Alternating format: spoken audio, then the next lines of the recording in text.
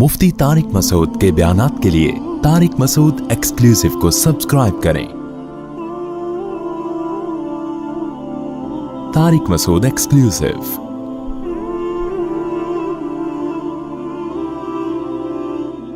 हज़रत सुलेमान अलैहिस्सलातु वस्सलाम जो मूसा अलैहिस्सलाम के बाद आए, मूसा अलैहिस्सलातु वस्सलाम के ज़रिए अल्लाह ने फ़िरौन का मिस्र में ख़ात्मा किया। आप तफसीरों में पढ़ चुके हैं कि फिर मूसा अलैहिस्सलातु वस्सलाम ने बनी इसराइल को हुक्म दिया कि अब जिहाद करो। बनी इसराइल ने कहा इज़हब अंता व रब्बुका, ए मूसा आप जाओ और आपका रब जाएं, हम यहाँ बैठे हुए हैं। तो ये नालायकी की, जिसके नतीजे में अल्लाह की तरफ से अजाब आया और 40 साल अल्लाह ने हुक्म दिया कि ये वादी ती में हैरान सरगर्दान घूमते रहेंगे। उसी दौरान हज़रत मूसा अलैहिस्सलातु वस्सलाम की वफ़ात हुई उसी मैदान में।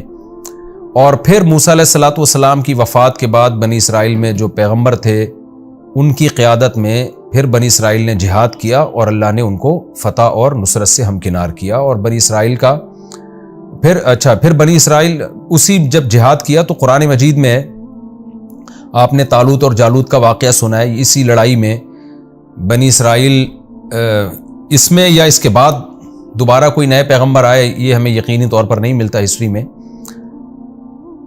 लेकिन इसी सिलसिले में बाद में फिर बनी इसराइल की लड़ाई हुई। अल्लाह ने एक पैगंबर उनमें भेजे और हुक्म दिया कि तुम एक ताकतवर कौम से जिहाद करो, लड़ाई करो। तो बनी इसराइल के लिए अल्लाह ने तालूत को अमीर बनाया। फिर तालूत को जब अल्लाह ने अमीर बनाया तो तालूत की क़यादत में जिहाद हुआ। उन्हीं की फ़ौज में एक दाऊद अलैहिस्सलातु वस्सलाम थे जो पैगंबर नहीं बने थे।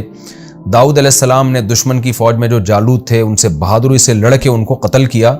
और अल्लाह ने फिर दाऊद अलैहिस्सलातु वस्सलाम के ज़रिए दाऊद अलैहिस्सलाम को नबूवत भी अता की और कमांडर भी बनाया और उनके ज़रिए दोबारा से बैतुल मुक़द्दस में यहूदियों की खिलाफत और हुकूमत कायम हो गई। ये मैं इसलिए कह रहा हूँ कि ये थोड़ा सा हिस्ट्री का समझना, आपको तारीख़ का समझना ज़रूरी है इन आयतों को समझने के लिए। तो दाऊद अलैहिस्सलातु वस्सलाम की बहुत बड़ी खिलाफत कायम हुई, दुनिया के बहुत बड़े हिस्से पर हुकूमत हुई। आपको पता है कि जब अहले हक़ अल्लाह की राह में जिहाद करते हैं तो अहले बातिल की फिर उनसे दुश्मनियाँ भी होती हैं। तो अहले यहूद की दुश्मनियाँ भी बढ़ती चली गईं फिर दुनिया की मुख्तलिफ़ कौमों के साथ। लेकिन अल्लाह ने फ़तह और नुसरत से नवाजा दाऊद अलैहिस्सलाम की क़यादत में यहूदियों को। दाऊद अलैहिस्सलातु वस्सलाम के बाद उनके बेटे हज़रत सुलेमान अलैहिस्सलाम जानशीन बने। सुलेमान अलैहिस्सलाम को अल्लाह ने दाऊद अलैहिस्सलाम से भी ज़्यादा बड़ी हुकूमत दी और यहूदियों का दुनिया की एक बहुत बड़ी आबादी पर कब्ज़ा हो गया और उन्होंने शरीयत को नाफिज किया और अल्लाह के दीन के मुताबिक अमल करने लगे। मगर जैसे कि आपने कुरान में पढ़ा होगा, इनकी घुट्टी में नालायकी थी। जहाँ पैगंबरों को सताने का मौका मिलता ये सताते, जैसे इन्होंने मूसा अलैहिस्सलाम को सताया था। तो हज़रत सुलेमान अलैहिस्सलातु वस्सलाम के बाद जो यहूदियों का बादशाह बना उसमें आहिस्ता आहिस्ता दीनी लिहाज से खराबियाँ आना शुरू हुई। और फिर जब बादशाह ख़राब होता है तो अवाम में भी खराबियाँ आती हैं।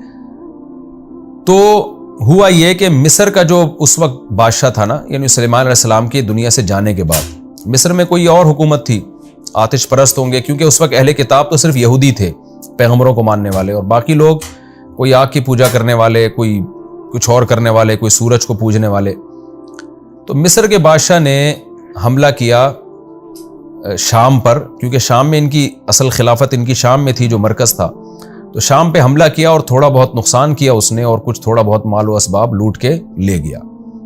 लेकिन इनको तंबी हो गई, यहूदियों को अपने अमाल की इस्लाह का इनको मौका मिल गया। और फिर 400 साल तक कहा जाता है कि बहुत बेहतरीन तरीके से इन्होंने दुनिया पे राज किया। 400 साल गुजरने के बाद कहते हैं कि फिर इनमें बुत परस्ती भी फैलना शुरू हुई, फिर अमाल इनके ख़राब होना शुरू हुए। मिस्र में फिर कोई बादशाह था, क्योंकि इनकी दुश्मनियाँ थीं दुनिया में बहुत सारी कौमों से। तो मिस्र के बादशाह ने जब देखा कि ये कमज़ोर हो रहे हैं और इनमें आपस में इख्तलाफ भी पैदा हो रहे हैं, तो उसने दोबारा, यानी वो बादशाह तो ज़ाहिर है मर चुका था जो 400 साल पहले था, कोई नया बादशाह था, यानी मिस्र ने फिर इनके ऊपर चढ़ाई की और थोड़ा बहुत इमारतों को नुकसान पहुँचाया और कुछ मालो असबाब लूट के ले गया, लेकिन ज़्यादा तबाही नहीं हुई। लेकिन इनको इबरत नहीं हुई उस वाक़े से। तो कुछ ही वक्त के बाद जो बाबुल का बादशाह था ना, बुख्त नसर, जिसका बड़ी तारीख़ की किताबों में तस्करा मिलता है, बाबुल के बादशाह बुख्त नसर ने इनके ऊपर हमला किया। जब देखा कि ये थोड़ा कमज़ोर हो रहे हैं और इनमें जब ज़ाहिर है किसी कौम में एक अपने नज़रिए पर और अपने विजन पे नहीं रहते तो फिर इनमें इख्तलाफात भी होना शुरू होते हैं। तो बुख्त नसर ने इन पर हमला किया और ان کو نقصان پہنچایا، لیکن بہت زیادہ نقصان نہیں پہنچایا، کیونکہ یہود بھی بہرحال طاقتور تھے، پاورفل تھے، اور لیکن اس نے یہ کیا کہ بیت المقدس میں اور جو شام میں نا اپنا کوئی نائب بنا کے وہ چلا گیا. جیسے آج کل بڑی طاقتیں ہوتی ہیں نا کسی ملک پہ قبضہ کر کے، تو ان کو پتا ہوتا ہے ہم اس ملک پہ قبضہ برقرار نہیں رکھ سکتے، لیکن اپنا ہی کوئی کٹ پتلی کوئی حکومت بنا کے چلے جاتے ہیں. تو بالکل اسی طرح کا کام بابل کے بادشاہ بخت نصر نے کیا اور اپنی کٹ پتلی حکومت بنا کے چلا گیا، اور کہا جاتا ہے کہ یہودیوں ہی میں سے کسی کو اس نے بادشاہ بنایا. اب یہ جو نیا بادشاہ تھا جو بخت نصر کا نامزد تھا، اس نے یہودیوں پہ حکومت کی، تھا یہ ادھر ہی کا، یعنی شام ہی کا تھا یہ. تو اس وقت کے پیغمبر تھے جن کا آسمانی کتابوں میں نام آتا ہے حضرت ارمیہ علیہ السلام. انہوں نے اس کو نصیحت کی کہ تو بت پرستی کی طرف لوگوں کو مت لے کر جا، شرک مت پھیلا، اور جو برے اعمال جو اس میں بدکاریاں اور برائیاں اور شراب نوشی، یہ جو بادشاہوں میں عیاشی ہوتی ہے، یہ جو چیزیں آ رہی تھیں اس کے اندر، اور اس کی وجہ سے قوم میں بھی خرابیاں آ رہی تھیں، تو وہ یہ بات نہیں مانا اور پیغمبر کی بات پر اس نے عمل نہیں کیا، بلکہ طاقت کے نشے میں اس نے یہ ارادہ کیا کہ بخت نصر نے جو مجھے یہاں کا بادشاہ بنایا ہے تو میں اس کے خلاف بغاوت کر کے پوری ریاست اپنے کنٹرول میں لوں گا. اس نے بغاوت کا ارادہ کیا، یہودیوں نے اس کا ساتھ دیا، نتیجے میں بغاوت ناکام ہوئی اور بخت نصر نے ارض شام میں داخل ہو کر بے تحاشا یہودی قتل کیے. کہا جاتا ہے کہ 40,000 یہودی اس نے قتل کیے. اس زمانے کے لحاظ سے 40,000 بہت بڑی تعداد تھی. 40,000 کو اس نے جلا وطن کیا، سینکڑوں ہزاروں کو اس نے زخمی کیا، قید بنایا، اور بہت یعنی بیت المقدس کو بہت زیادہ اس نے تباہ و برباد کیا، مسجد اقصیٰ کی بے اکرامی کی، توہین کی، اور بغاوت کو چلنے کے بعد پورا کنٹرول شام پہ حاصل کرنے کے بعد بہت سارے یہودیوں کو جلا وطن کیا اور بابل شہر لے گیا اپنے ساتھ غلام بنا کے.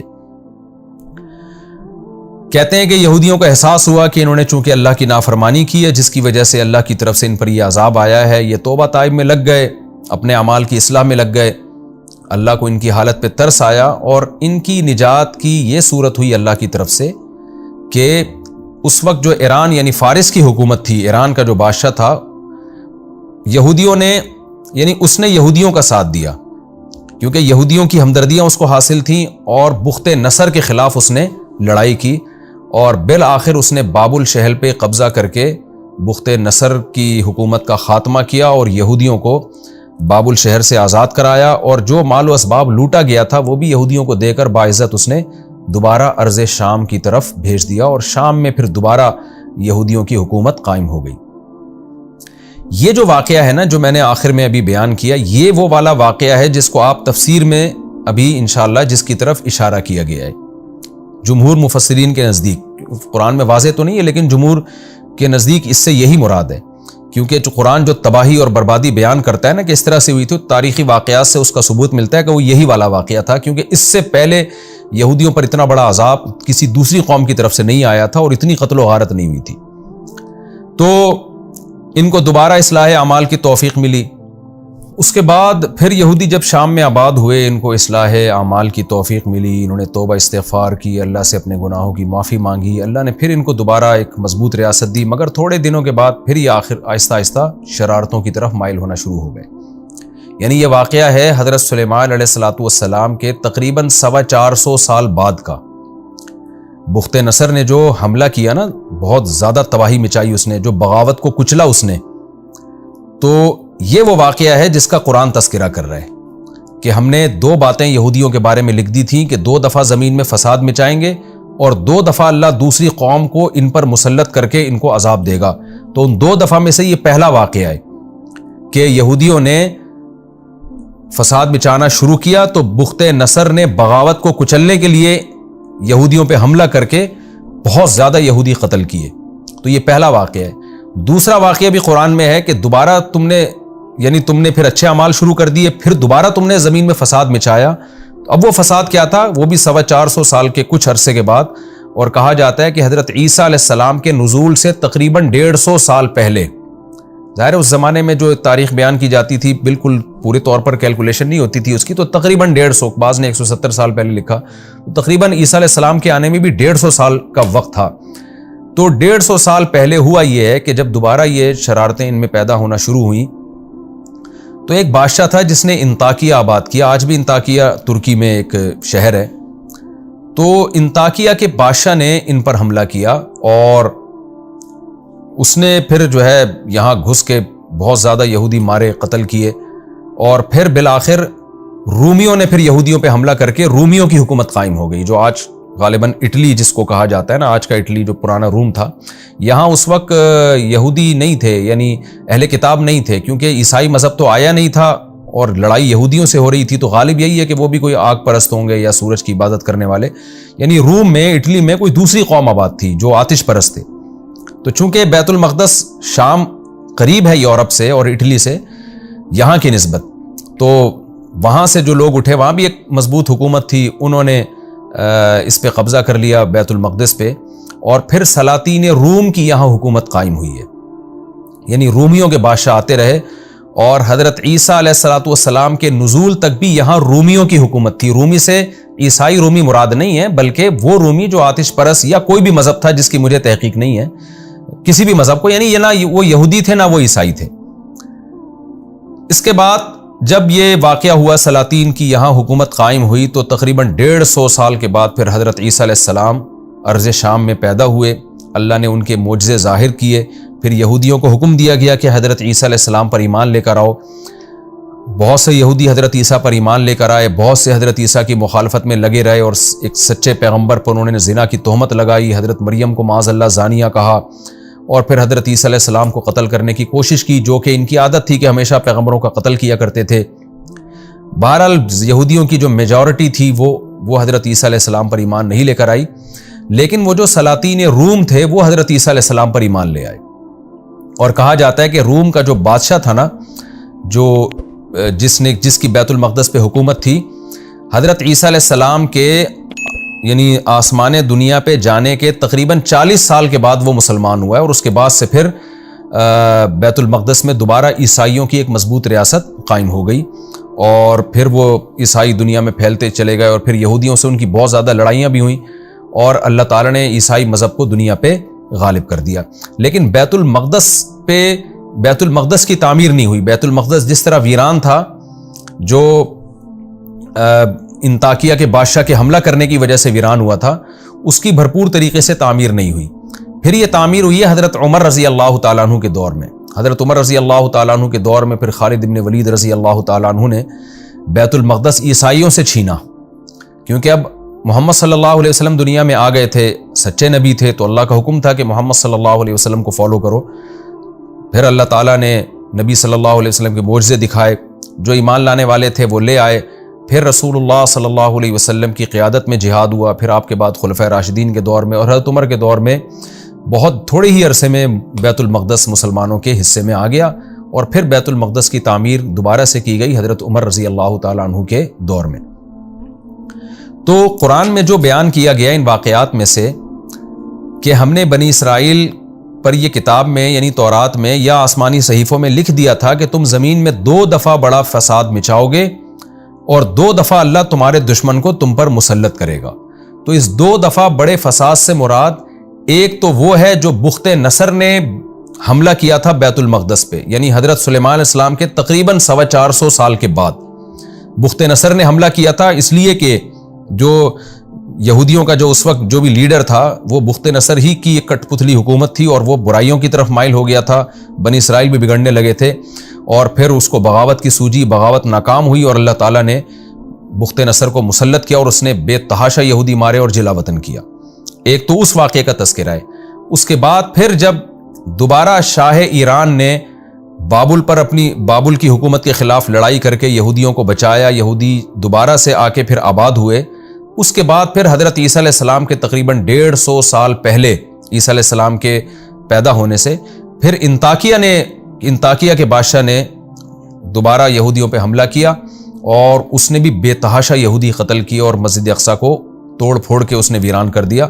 اس کے بعد پھر رومیوں کی یہاں حکومت قائم ہوئی، اور پھر رومیوں ہی کی یہاں حکومت رہی، اور رومی ہی عیسائی مذہب انہوں نے قبول کر لیا، اور پھر اللہ نے پھر عیسائیوں اور یہودیوں میں جو لڑائیاں ہوئیں، جو تاریخی واقعات بھرے پڑے ہیں۔ اچھا، ایک کمال کی بات یہ ہے کہ یہودیوں کی جو عیسائیوں سے لڑائی ہوئی ہے نا، وہ مسلمانوں کی نسبت بہت زیادہ ہے۔ مسلمانوں سے تو ان کی 2 بڑی لڑائیاں ہوئی ہیں۔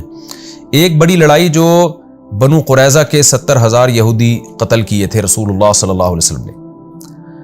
دوسری جو یعنی اس کے بعد کوئی بڑی لڑائی مسلمانوں کی یہودیوں کے ساتھ نہیں ہوئی ہے.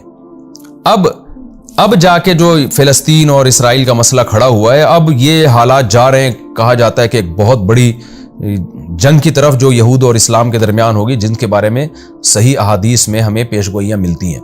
اب وہ کب ہوگی اس کی اسپیسیفک ڈیٹ اللہ ہی بہتر جانتا ہے, لیکن بہرحال قرآن و سنت سے یہ بات ثابت ہے, احادیث سے یہ بات ثابت ہے. نبی صلی اللہ علیہ وسلم نے فرمایا تو قاتلون الیہود, کہ تم یہود سے قتال کرو گے. تو اب تک قتال ہوا نہیں ہے. ایک دفعہ اس وقت نبی صلی اللہ علیہ وسلم کے دور میں قتال ہوا تھا, اس کے بعد پھر ان پر مختلف لوگ مسلط رہے, عیسائیوں نے ان کے ساتھ لڑائیاں کی. ہٹلر جو تھا تو عیسائی مگر ایک سیکولر ذہن کا مالک تھا, اس کی لڑائی ہوئی یہودیوں سے, اس نے قتل و غارت کی.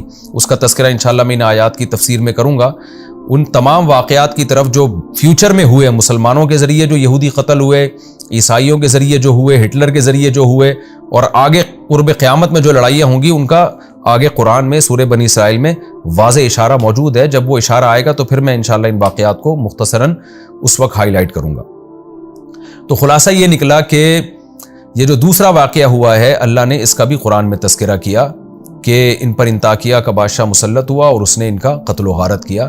تو آگے اللہ نے پھر یہودیوں کو سمجھایا ہے کہ تم اپنے اعمال کو درست کرو, اگر تم نے درست نہیں کیا تو اللہ اسی طرح مختلف قوموں کو تم پر مسلط کرتا رہے گا. تو ہم ان آیتوں کی تفسیر کی طرف آتے ہیں. تھوڑا سا اجمالی خاکہ آپ نے تفسیر کا انشاءاللہ سمجھ لیا ہوگا. اچھا, یہ جو ہسٹری بیان کی جاتی ہے نا, یہ کوئی صحیح احادیث میں نہیں ہے, بلکہ یہ آسمانی کتابوں سے ہی مفسرین نے لی ہے, اور یہ مورخین ان واقعات کو نقل کرتے چلے آئے ہیں. تو نبی صلی اللہ علیہ وسلم نے فرمایا کہ حدثوا عن بنی اسرائیل ولا حرج, اس میں کوئی حرج نہیں ہے کہ آپ اگر اسلام میں اس کے کوئی اسپیسیفک ہمیں کوئی مستند ہسٹری نہیں ملتی, کوئی واقعات کی بہت تفصیلی ڈیٹیل ہمیں نہیں ملتی, تو ہمیں عیسائیوں سے یا یہودیوں سے ہسٹری لینے میں ہماری شریعت نے روکا نہیں ہے. اور خاص طور پہ جو خبریں متواتر ہوتی ہے نا, جس کو سارے مورخین نقل کرتے چلے آئے ہوں, تو اس کا انکار کرنا ایک ضد اور ہٹ دھرمی کی بات ہے. تو قرآن سے بھی خاص طور پہ جب ان واقعات کی تائید ہو رہی ہے تو اس کو نقل کرنے میں کوئی حرج نہیں ہے. اس میں یہ مطالبہ کہ صحیح حدیث سے دکھائیں, یہ مطالبہ ایک کم علمی کی بات ہوگی. اگر حدیث میں اس کے خلاف ہوتا تو پھر ہم حدیث کو لیتے, ان واقعات کا انکار کرتے, لیکن نہ حدیث میں اس کی موافقت ہے نہ خلاف ہے, بلکہ قرآن سے اس کی تائید ہوتی ہے.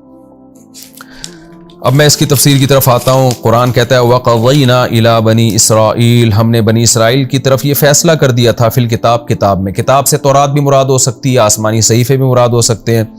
وہ کہہ دیا تھا لَتُفْسِدُنَّ فِي الْأَرْضِ مَرَّتَيْنِ, کہ تم زمین میں 2 دفعہ فساد مچاؤ گے. یہاں بہت بڑا فساد مراد ہے, کیونکہ چھوٹے موٹے فسادات پر اللہ کی طرف سے سزا بھی چھوٹی موٹی ملتی ہے. اچھا, اللہ نے لکھ دیا تھا کہ کیا مطلب ہے؟ یہ ایسے ہی ہے جیسے ہمارے پیغمبر صلی اللہ علیہ وسلم نے ہمیں بتا دیا نا فیوچر کے بارے میں, کچھ باتیں ہوں گی, عیسیٰ ابن مریم نازل ہوں گے, تمہاری لڑائی ہوگی, فلاں سے ملحمہ کبریٰ ہوگا, جو قیامت کی علامات ہیں. تو اللہ نے تورات میں بھی بنی اسرائیل کو بتا دیا تھا کہ تم بدعمالیاں کرو گے جس کی تمہیں یہ سزا ملے گی, پھر تم دوبارہ بدعمالی کرو گے, پھر اس کی دوبارہ تمہیں یہ سزا ملے گی. تو وہ کیا لکھ دیا تھا اللہ تعالیٰ نے, لَتُفْسِدُنَّ فِي الْأَرْضِ مَرَّتَيْنِ, کہ تم زمین میں 2 دفعہ سرکشی کرو گے. یعنی یہ اسلام سے پہلے, اس سرکشی سے وہ سرکشی مراد ہے جو اسلام کے دنیا میں آنے سے پہلے ہوگی. ایک سرکشی وہ جو حضرت عیسیٰ علیہ السلام کی مخالفت میں تھی, اور ایک سرکشی وہ جو حضرت موسیٰ علیہ السلام کی مخالفت میں تھی, یعنی دین موسوی کی مخالفت کی انہوں نے, جس کی تفصیل میں بتا چکا ہوں کہ تم زمین میں 2 دفعہ فساد پھیلاؤ گے اور تم بہت بڑی سرکشی کرو گے زمین میں. زنا پھیلنے لگا تھا, شراب اور لوگوں پہ ظلم زیادتی. آگے اللہ فرماتے ہیں فَإِذَا جَاءَ وَعْدُ أُولَاهُمَا, ان دونوں وعدوں میں سے جب پہلے وعدے کا وقت آیا. یہاں وعدے سے مراد ہے تقدیر, یعنی جو اللہ نے اطلاع دی تھی نا تمہیں. وعد سے مراد میعاد, وقت مقرر, کیونکہ وعدے میں کسی سے کوئی خاص ٹائم کا وعدہ کیا جاتا ہے تو اس لیے اس ٹائم کو بھی وعدے سے تعبیر کیا جاتا ہے. ورنہ وعدہ تو 80 چیزوں میں ہوتا ہے نا. آپ کہتے ہیں کہ میں تم سے وعدہ کرتا ہوں کہ میں فلاں وقت میں تمہاری دعوت کروں گا, تو یہاں وعدہ اس معنی میں نہیں ہے. یہاں وعدہ ہے میعاد, جو اللہ نے ٹائم بتایا تھا. جب اس پہلا والا ٹائم آیا ہے تو کیا ہوا؟ بعثنا علیکم عباد لنا, ہم نے مسلط کر دیے تم پر اپنے بندے. اللہ نے اپنے بندے, کیونکہ کافر بھی اللہ کا بندہ ہے, وہ اسلام دشمن قوتیں تھیں. اللہ تعالیٰ کی عادت ہے کہ ظالم کو ظالم سے ہی سزا دلوا دیتے ہیں بعض دفعہ. وَكَذَلِكَ نُوَلِّي بَعْضَ الظَّالِمِينَ بَعْضًا، اللہ فرماتے ہیں ہم بعض دفعہ بعض ظالموں کو دوسرے ظالموں سے پٹواتے ہیں. جیسے ہٹلر بھی ایک ظالم تھا نا، لیکن اس ظالم ہی کے ذریعے اللہ نے یہودیوں پہ بھی ظلم کروایا. تو یہ اللہ کی عادت ہے کہ بعض دفعہ ظالم کو ظالم پر مسلط کرتے ہیں. تو جو بابل کا بادشاہ بخت نصر تھا وہ بھی ظالم تھا، لیکن اللہ نے اس کو ان پر مسلط کر دیا. اس کو عباد یا عبد سے تعبیر اس لیے کیا ہے کہ عبد کہتے ہیں غلام کو، تو کافر بھی اللہ کا غلام ہے. تو جب اللہ چاہتے ہیں اس ظالم ہی کو کسی پر مسلط کر دیتے ہیں، یعنی وہ بھی اللہ کے کنٹرول میں ہے، وہ بھی اللہ کی مرضی کے بغیر نہیں کر سکتا کچھ بھی. فرمایا ہم نے اپنے بندوں کو مسلط کیا اولی باسن شدید، جو بہت سخت لڑائی والے تھے. یعنی جو بابل کا بادشاہ بخت نصر تھا بڑی شدید لڑائی والا تھا. فجاسو خلال الدیار، وہ گھروں کے بیچ میں گھس گئے. یعنی اتنی زبردست فتح ہوئی ان کو، اور ایسی سخت انہوں نے لڑائی کی ہے کہ میدانوں میں لڑائی نہیں بلکہ آبادیوں کے اندر گھروں کے بیچ میں گھس کے قتل و غارت کرنے لگے. وکان وعدن، اور یہ ایک ایسا مقرر وقت تھا، مفعولا، جو ہو کے رہنا تھا. یعنی اللہ تعالیٰ نے جب بتا دیا تھا کہ یہودی فساد کریں گے یہ سزا ملے گی، تو اس نے ہو کے رہنا تھا، اور وہ ہو کے رہا. ثم رددنا لکم الکرۃ علیہم، پھر ہم نے تمہارے لیے مدد کی، لوٹایا ہم نے تم کو کرہ باری کو، علیہم ان کے خلاف. یعنی جو تمہاری دشمن قوم تھی نا بخت نصر، پھر ہم نے اب باری کو چینج کیا اور ہم نے کہا تمہارے ذریعے سے ہم ان کو سزا دلوائیں گے. یہ بھی تو ظالم لوگ ہیں نا، اور تمہاری اب مدد کریں گے کیونکہ تم نے توبہ کر لی ہے. تو ہم نے پھر کیا کیا اس کے لیے، وَأَمْدَدْنَاكُمْ بِأَمْوَالٍ، ہم نے مدد کی تمہاری مالوں کے ذریعے، وَبَنِينَ، اور بیٹوں کے ذریعے. بیٹوں کے ذریعے مدد کا مطلب یہ بھی ہو سکتا ہے کہ اللہ نے یہودیوں کی نسل بڑھائی. جب بابل شہر میں یہودی جا کے آباد ہوئے نا تو ان کی نسل بہت تیزی سے بڑھی ہے. تو ظاہر آبادی کا ریشو جب کسی قوم کا بڑھتا ہے تو وہ پاور میں آ جاتی ہے. جو حکمران قوم تھی ان کی آبادی کا ریشو کم ہوا اور یہودیوں کی آبادی کا ریشو بڑھ گیا، جس کا نتیجہ یہ نکلا کہ جب ایران کے بادشاہ نے حملہ کیا ہے بابل پر اور بخت نصر کے خلاف، تو یہودی اتنی بڑی تعداد میں تھے، انہوں نے ایرانیوں کی مدد کی، اور اللہ نے افرادی قوت کی وجہ سے بخت نصر کی حکومت کا خاتمہ کر دیا. یہ بھی مطلب ہو سکتا ہے، اور یہ بھی مطلب ہو سکتا ہے کہ جو قیدی یہودیوں کے قید ہوئے تھے وہ اللہ نے چھڑوا دیے، جس کے نتیجے میں ان کی افرادی قوت بڑھ گئی. وَأَمْدَدْنَاكُمْ بِأَمْوَالٍ وَبَنِينَ وَجَعَلْنَاكُمْ أَكْثَرَ نَفِيرًا، اور ہم نے تمہیں زیادہ بنا دیا نفر کے اعتبار سے. نفر بھی افراد کو کہتے ہیں، افرادی قوت ہم نے بہت کر دی. تو زیادہ مفسرین اسی طرف گئے ہیں کہ آبادی کا ریشو بڑھا دیا، بہت زیادہ ان کی اولادیں ہوئی، بچے ہوئے، جس کے نتیجے میں جوانوں کا ریشو بہت زیادہ ہو گیا، اور پھر ان کی آبادی بہت زیادہ بڑھ گئی، تو اس کے نتیجے میں ان کو قوت اور طاقت مل گئی.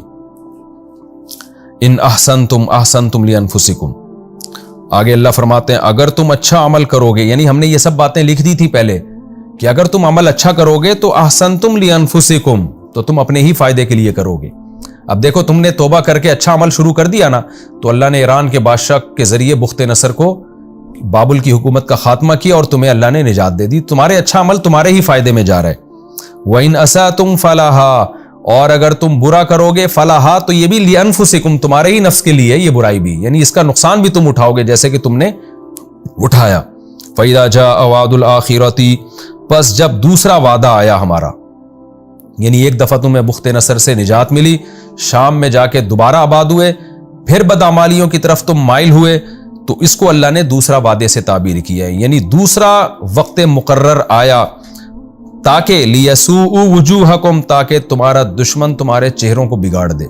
اس سے مراد وہ انطاکیہ کا جس نے انطاکیہ کو آباد کیا وہ بادشاہ تھا جس نے یہودیوں پہ چڑھائی کی، ان کی بدعمالیاں شروع ہو گئی تھیں، نااتفاقیاں شروع ہو گئیں، اور اس نے کیا کیا، اتنا یہودیوں کو مارا ہے کہ ان کے چہروں کو بگاڑ دیا. یہ چہروں کو بگاڑنا کنایہ ہے بے تحاشا مار پیٹ سے، کہ وہ بیت المقدس میں گھسا ہے، اور لیسوء وجوہکم، تاکہ وہ تمہارے چہروں کو بگاڑ دے، وَلِيَدْخُلُوا الْمَسْجِدَ، اور تاکہ یہ تمہارے دشمن گھس جائیں مسجد میں، مسجد اقصیٰ میں، کما دخلوہ اول مرہ، جیسے پچھلی مرتبہ تمہارے دشمن گھسے تھے اس میں، انہوں نے جو تخریب کاری کی تھی، اس دفعہ بھی تمہارے دشمن وہی کام کریں گے. وَلِيُتَبِّرُوا، اور تاکہ یہ لوگ تباہ و برباد کر دیں، ماں ہر اس چیز کو عَلَوْا، جس پر یہ غالب آئیں، تتبیرہ، بالکل تباہ و برباد. یعنی ایسا لگتا ہے کہ یہ دوسرا جو واقعہ ہوا ہے نا، یہ پہلے سے بھی زیادہ خطرناک تھا، کیونکہ قرآن نے اس کو زیادہ اہتمام سے بیان کیا ہے. آگے اللہ تعالیٰ فرماتے ہیں اب یہ اس کے بعد پھر میں نے آپ کو بتایا کہ پھر رومیوں کی، اٹلی کے جو بادشاہ تھے، جو بھی آتش پرست لوگ تھے، ان کی بیت المقدس پہ اور شام پہ حکومت قائم ہو گئی، اور پھر تقریباً 150 سال کے بعد اللہ نے حضرت عیسیٰ علیہ السلام کو پیدا کیا۔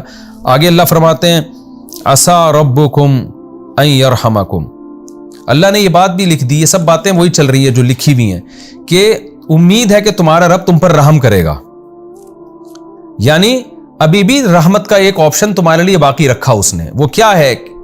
اس میں اشارہ ہے کہ اب نئے حضرت عیسیٰ علیہ السلام پر ایمان لے کر آؤ، اور جب محمد صلی اللہ علیہ وسلم دنیا میں آئیں تو ان پر ایمان لے کر آؤ، پھر اللہ تم پر رحم کرے گا، پھر مسلمانوں کے ساتھ ملا کے اللہ تمہاری حکومتوں کو دوبارہ قائم کرے گا۔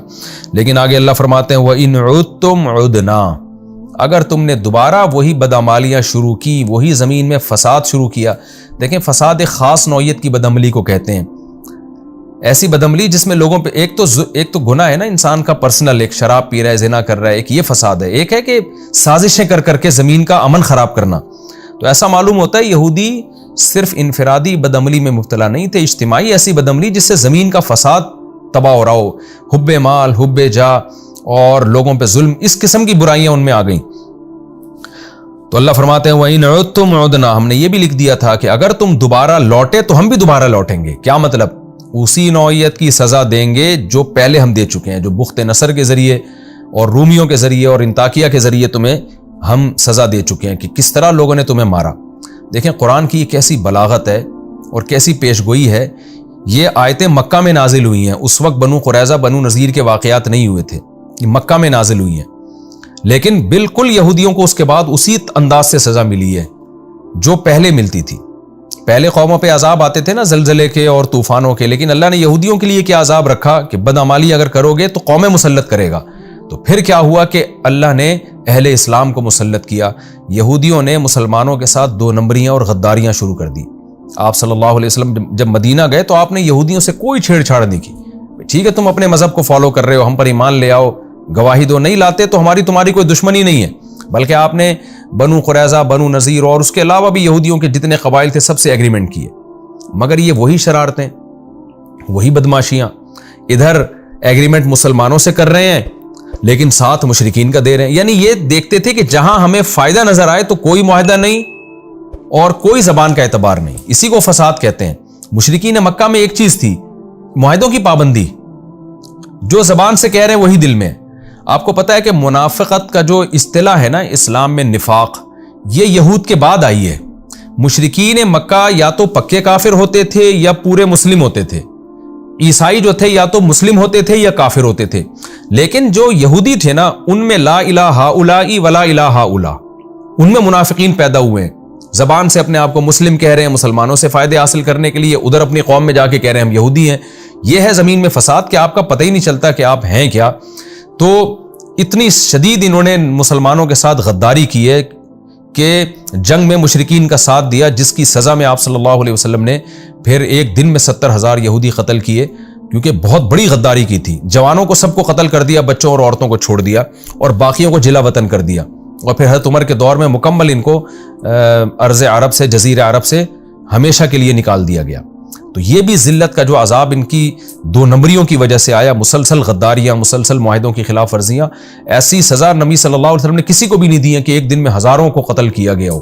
مشرکین مکہ کو آپ نے عام معافی کا اعلان کر دیا تھا، تو اس کے بعد بہت سو کو جلا وطن کر دیا۔ تو یہ اللہ کی ان آیتوں کی طرف اشارہ اللہ نے پہلے کر دیا کہ وَإِنْ عُدْتُمْ عُدْنَا، اگر تم نے دوبارہ وہی حرکتیں کی تو ہم پھر دوبارہ تمہیں وہی سزا دیں گے جو پہلے دے چکے ہیں۔ اس کے بعد یہودی دنیا میں پھیل گئے اور پھر یہ سازشیں کرنے لگے۔ تاریخ میں بہت سے واقعات تو ہم تک پہنچے ہی نہیں ہوں گے کیا ہوتا رہا ان کے ساتھ، لیکن مشہور ترین واقعہ جو ہٹلر کا 1930s کے آس پاس جو واقعہ ہوا کہ ایک سیکولر آدمی تھا تو عیسائی لیکن سیکولر تھا، اتنے یہودی اس نے قتل کیے۔ میں تو جرمنی گیا ہوں، میں نے وہ جگہیں دیکھی ہیں، وہاں لوگ ابھی بھی ان جو یہودیوں پہ مظالم ہوئے ان کو یاد کرتے ہیں کہ کیسے اٹھا کے ہٹلر جو ہے نا ان کو زندہ دیگ میں ڈال دیا کرتا تھا، زندہ جلا دیا کرتا تھا۔ ظالم آدمی تھا، اس کے اس عمل کو اپریشیٹ نہیں کیا جا سکتا، لیکن میں نے بتایا اللہ ظالموں کو مسلط کر دیتے ہیں اپنی حکمت کے پیش نظر۔ اور وہ کہہ کر گیا، وہ اس کو یہ تھا کہ یہ فساد مچاتے ہیں دنیا میں، اور کہا جاتا ہے کہ ہٹلر نے جو کچھ یہودی زندہ چھوڑ دیے تھے ان کے بارے میں کہا اپنی تقریر کے دوران کہ میں نے چند لوگوں کو اس لیے زندہ چھوڑ دیا ہے تاکہ جب یہ دوبارہ زمین میں فساد مچائیں گے تو لوگوں کو پتہ چلے گا کہ میں نے ان کو اتنا قتل کیوں کیا. اور لوگ تو اس کو ہٹلر کو ظالم کہتے ہیں، اور کہنا بھی چاہیے. کسی انسان کو اس طرح سے قتل کرنا، دیگوں میں ڈالنا اور زندہ جلانا، اس کی شریعت بہرحال اجازت نہیں دیتی، لیکن اس کا یہ کانسیپٹ تھا کہ یہ زمین میں فساد مچا رہے ہیں.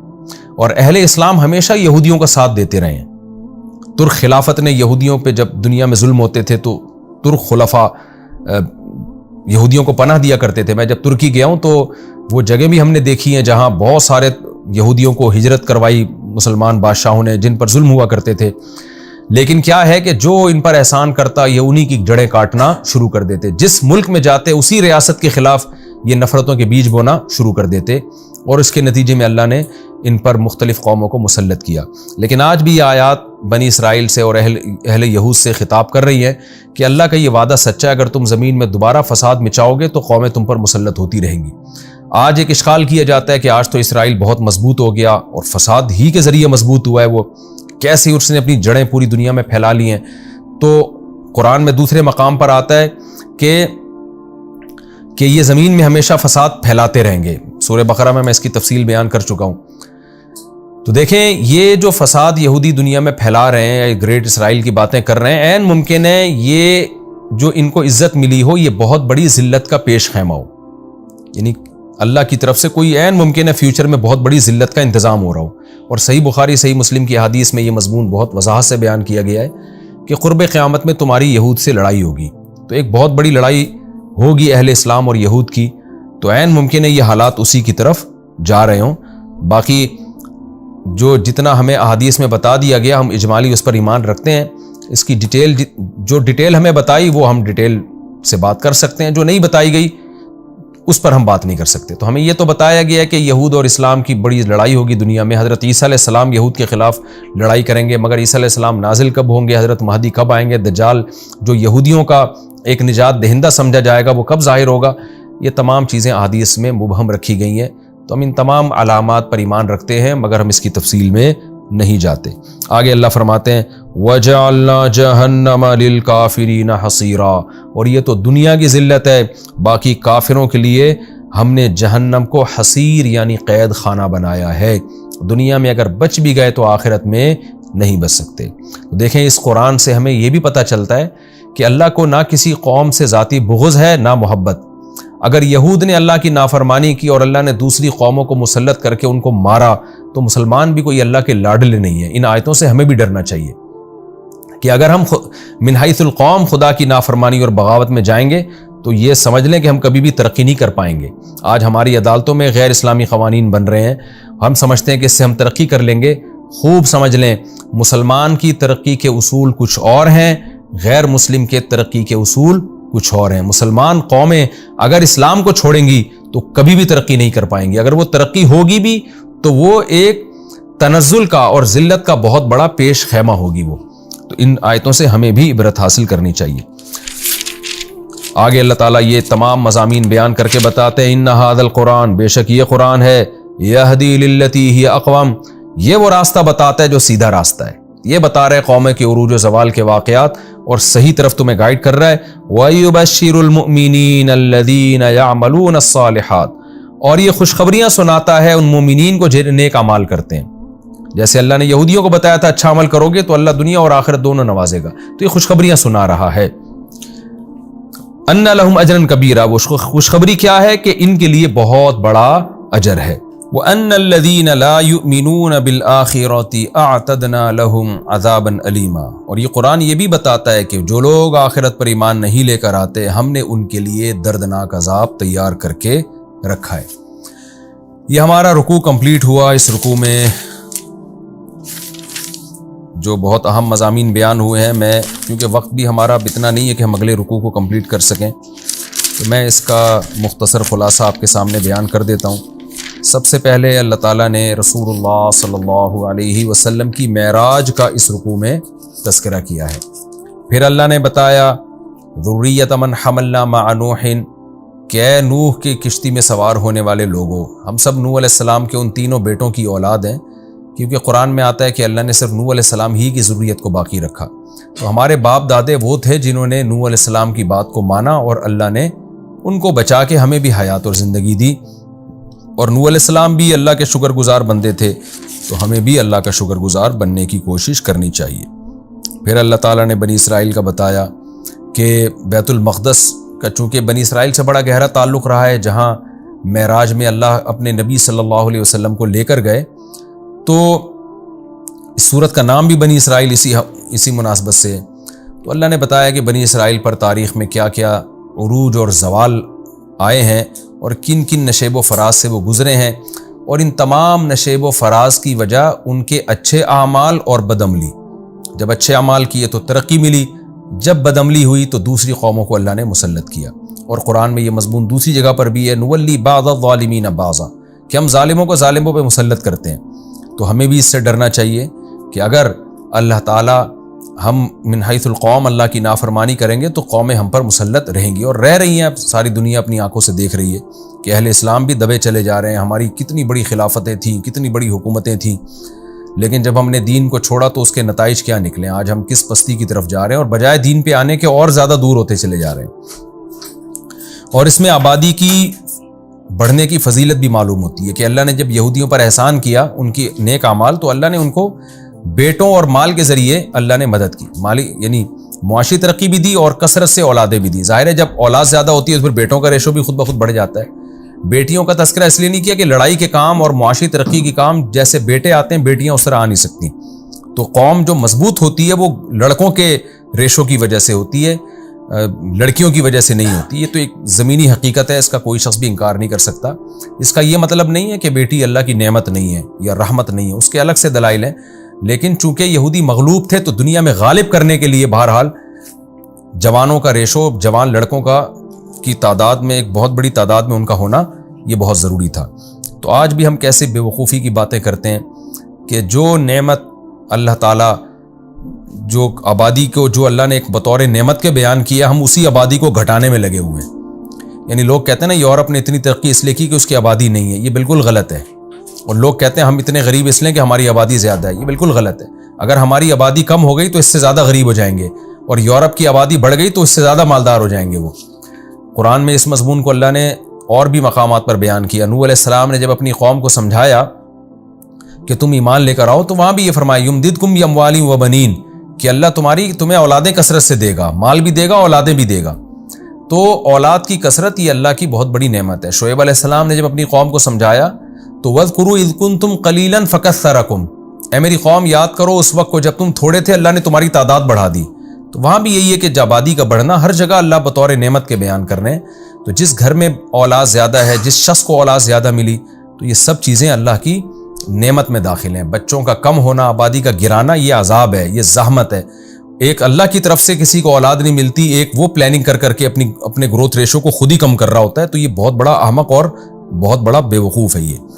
تبھی تو آپ دیکھیں جتنا اسلام دشمن قوتیں ہماری آبادی کو کم کرنے کے لیے وسائل خرچ کر رہی ہیں، اتنا کسی چیز پہ خرچ نہیں ہو رہے، کیونکہ ان کو پتہ ہے کہ یہ آبادی ہی ایک ان کے پاس ایک پاور ہے. کیونکہ آبادی زیادہ ہوگی، جوانوں کا ریشو بڑھے گا، سورس آف انکم بڑھے گی، اور جو ہے لائبلٹیز کم ہو جائیں گی، اور جو ہے کمانے کے ذرائع زیادہ بڑھ جائیں گے. تو یہ ساری چیزیں آبادی کی کثرت کے نتیجے میں ہوتی ہیں.